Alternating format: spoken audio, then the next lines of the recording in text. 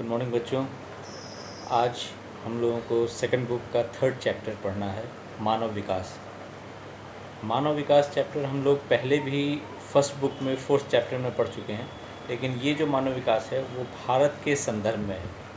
तो हम सभी जानते हैं कि मानव विकास का मतलब होता है मानव की गुणवत्ता में सकारात्मक, घनात्मक या मूल्य सापेक्ष में जब वृद्धि की जाती है या परिवर्तन किया जाता है तो उसे मानव विकास कहते हैं।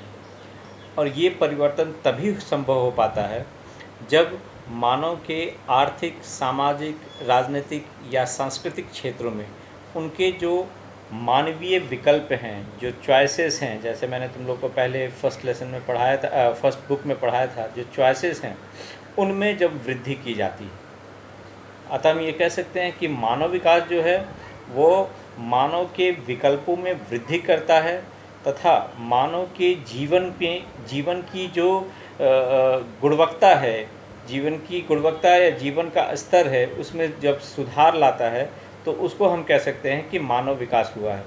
जैसे कि मैंने तुम लोग को उदाहरण में पिछले बुक में पढ़ाया था कि मान लो कोई शहर है या नगर है जिसकी जनसंख्या 2 लाख है और कुछ सालों बाद उसकी जनसंख्या 4 लाख हो गई, तो इसका मतलब ये नहीं हुआ कि मानव का विकास हुआ है, वो मानव की वृद्धि हुई है, विकास नहीं हुआ है।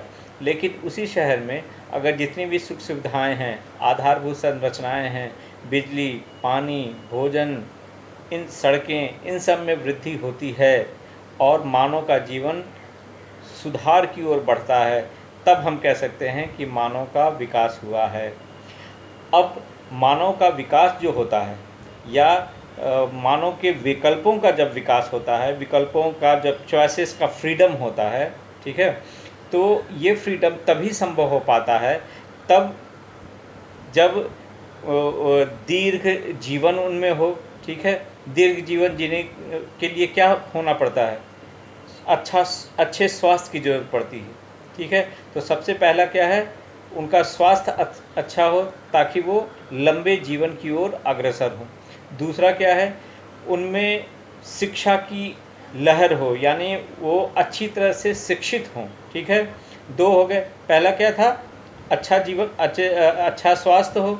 दूसरा है अच्छी शिक्षा हो। और तीसरा मैंने तुम लोग को फर्स्ट बुक में पढ़ाया था, परचेजिंग पावर पैरिटी, यानी क्रय शक्ति हो। और क्रय शक्ति जब होगी तब होगी जब वो संसाधनों तक उनकी पहुंच होगी, यानी संसाधनों तक पहुंच के लिए उनको क्रय शक्ति की ज़रूरत पड़ेगी, यानी परचेजिंग पावर पैरिटी की ज़रूरत पड़ेगी। ये है मानव विकास।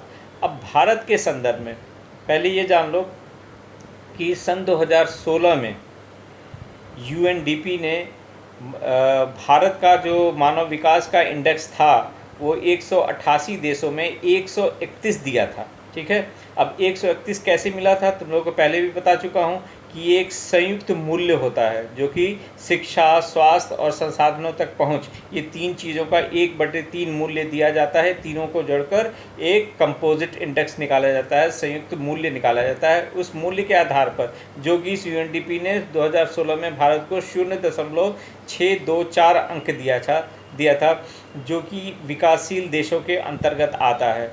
तो हम ये कह सकते हैं कि भारत जो है संयुक्त मूल्य के आधार पर अभी विकासशील देशों के अंतर्गत आता है, जहां मानव विकास जो है अभी विकास की ओर उन्मुख है। मानव इंडेक्स बहुत ज़्यादा अच्छा नहीं है, परंतु भारत में और भारत जैसे विकासशील देशों में केवल ये 3 चीज़ें ही बहुत ज़्यादा इम्पॉर्टेंट नहीं है। कारण ये है कि ये सभी जितने विकासशील देश हैं ये उपनिवेश देश थे, यहाँ आतंकवाद ज़्यादा है, यहाँ गरीबी ज़्यादा है, जात पात, धर्म, लिंग के आधार पर भेदभाव ज़्यादा है। तो इन कारणों से भी यहाँ का जो संयुक्त मूल्य है वो कम हो सकता है। लेकिन इन चीज़ों को यूएनडीपी या संयुक्त राज्य विकास परिषद जो है यूएनडीपी, उन्होंने इन सब चीज़ों को ध्यान में ना रखा और केवल शिक्षा, स्वास्थ्य और क्रय शक्ति को ही या संसाधनों तक पहुंच को ही रखा है।